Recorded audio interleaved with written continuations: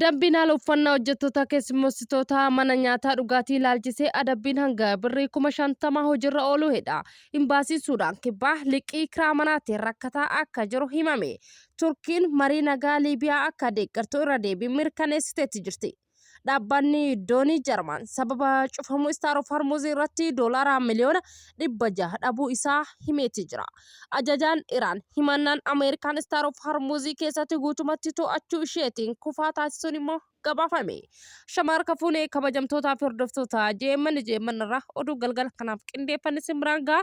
Kunneen hangafoota oduu keenya galgala kanaati. Amma immoo gara bal'inaan qindeeffadhetti sin dabarsaa. Turtiin keessan nu faana ta'u. Dambiin haaraa uffannaa hojjettoota keessummeessitoota ilaalchisee adabbiin hanga birrii 50,000 hojiirra oole. Magaalaa Finfinnee keessatti barriiwwan mana nyaataa akkasumas immoo reestooraantii keessatti hojjettoota dubartoota keessummeessitoota ta'anii uffannaa isaanii fayyadaman ilaalchisee seera bahee guutuu isaa hojiirra akka oolu eerameeti jira. Manni tajaajila mana nyaataa fi dhugaatii dambii kanaa yoo hin kabajne irratti immoo adabbiin mallaqaa hanga birrii 50,000 fi tarkaanfiiwwan bulchiinsaa dabalatee akka irratti fudhatamus ibsameera.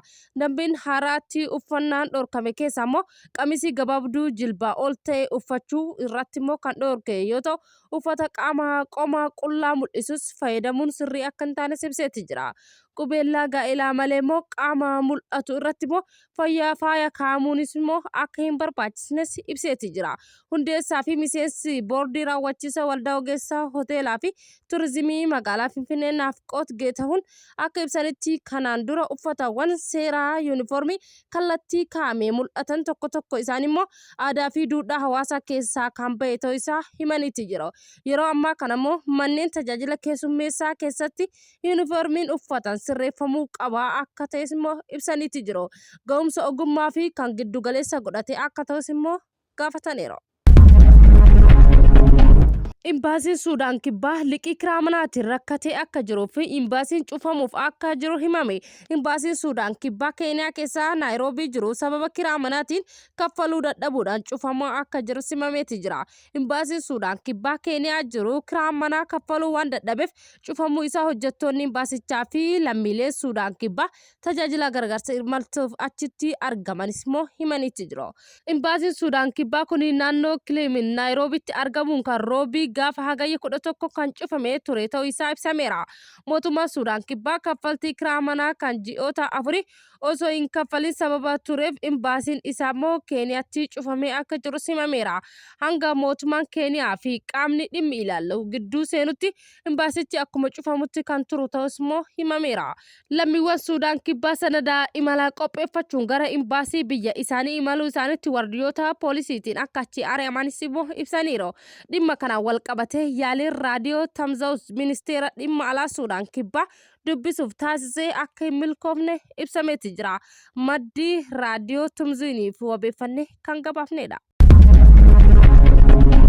Saudi Arabiyaan Paakistaanii Turkii waliigaltee ittisa Makkaa jalatti bu'uura waloo haaraa diriirsuu fi Saudi Arabiyaan Paakistaanii fi Turkiin waliigaltee ittisa walta'iinsa Makkaa Hagayyaa 7 mallatta'e jalatti bu'uura siyaasaa fi waraana waloo hundeessuuf waliigaluu isaanii ministeerri ittisa Turkii wabeeffachuun Aljaziiraan gabaaseera.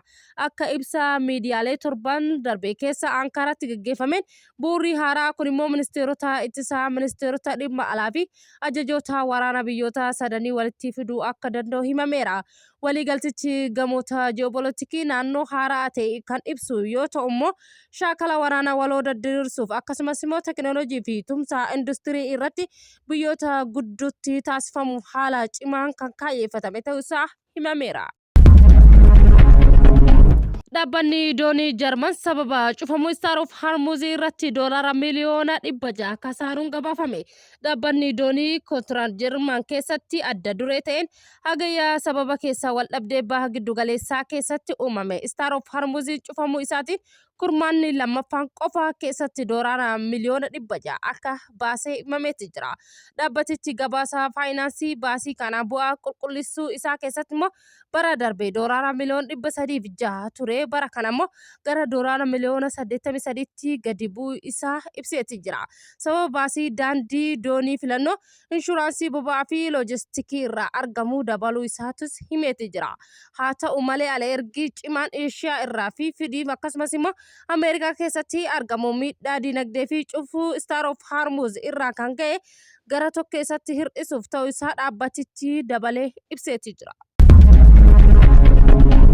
Ajajaan Iraan himannaa Ameerikaa Star of Hormuz guutumatti to'achuu ishee kuffisa godhe. Waldhabdee ji'oopolitikii Ameerikaa fi Iraan gidduutti tarsiimoo Star of Hormuz irratti himatamaa dhufe kun immoo ajajaan humna baasii kan garee eegdota warraaqsaa Islaamaa Iraan hojjettoota Hoseen waliin hidhataa ta'an Star of Hormuz guutumatti guutuu isaanii to'achuuf bulchiinsa Iraan jala akka jirtu ibseeti jira. Ameerikaanonni humna warraaqsaa Islaamaa arganii jiru. Biyyi keenyas nagaa guutuu ta'aniin imala ishee itti fuftee jirti jechuun ajajaan kun tajaajila oduu Faransaayitti himeeti jira. Ibsi qondaalli Iraan kun immoo kan ba'e pirezidaantiin Ameerikaa Doonaald Tiraamp akkaawuntii Tiwiitarii isaanii irratti immoo Ameerikaan Staarii irratti immoo to'annoo guutuu qabachuu isheetiin erga ibsanii booda guyyaa tokko booda kunis immoo hamma waldhabdeen kana hubachiiseeti jira. Oduu kana wal qabatee dippiloomaasii Iraan duraanii Abbaas akka himanitti Ameerikaan waraana dinagdee fi waraana Iraan irratti bantee jirti fashaleessuu ishee immoo dubbataniiru. Ibsa Aljaziiraan kenneen immoo dippiloomaasiin taariin haal duree fi yookaan fedhii Ameerikaaf akka hin jilbeeffannee cimsee kan ibse yoo ta'u Star of Hormuziin kaardii ittisa yookaan sodaachisaa milkaa'ina kallattii haleellaa jijjiiruu fi seeraa waraanaa irratti deebi'ee akka kabachiiftu isa dandeessee akka turus ibseeti jira. Itti dabaluudhaan Waashingtan waadaa kanaan dura galee cabsitee jirti jechuun adeemsa waraanaa kana keessatti immoo Ameerikaan kiyyoo Star of Hormuz keessatti kuftee jechuun xumureetti jira. Turkii marii nagaa Liibiyaa akka deeggartuu irra deebiin mirkaneessite. Turkii marii nagaa fi tumsaa naannolee ba'aa fi dhiha Liibiyaa gidduu jiru cimsuu itti fufuu qaba jechuun ministeerri dhimma alaa biyyattii beeksiseeti jira. Ministeerri dhimma alaa Hakan Fidan daawwannaa dhiyeenya kana Liibiyaa keessatti taasisaniin ibsa kan kennan yoo ta'u Ankaraa Liibiyaa keessatti nagaa tasgabbii fi badhaadhina kutannoo qabdi jechuun himan. Walgahii magaalaa guddoo Tiroopoolii fi magaalaa Baha Bingaazii keessatti gaggeeffamee ture. Imaammata Turkii Liibiyaa tokko jedhuun kan agarsiisu ta'uu isaa ministeerichi ibseera. Hagan Fidan turtii isaanii keessatti akka jiranitti hooggantoonni olaanoon siyaasaa fi tika Liibiyaa adda addaa waliin mari'ateera. Akkasumas immoo marii bal'aa akka taasisan keessumaafuu adeemsa cimsa siyaasaa biyyattii dhimmoota nageenyaa irratti naannoof tumsa biyyoota lamaan irrattis mari'atan.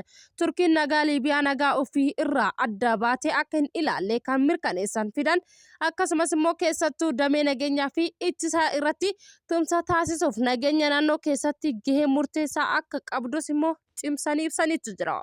Egaa kabajamtootaa fi hordoftoota JMN irraa oduun galgala kanaaf qindeeffannee kana fakkaata. Hangamaan waan nu daawwattaniif nu hordoftaniif galata guddaa qabdan isiniin jecha JMN subscribe, like, share gochuu yaada qabdan koomentii irra nuukaa yeroo gaarii qabaadhaa galgala gaarii.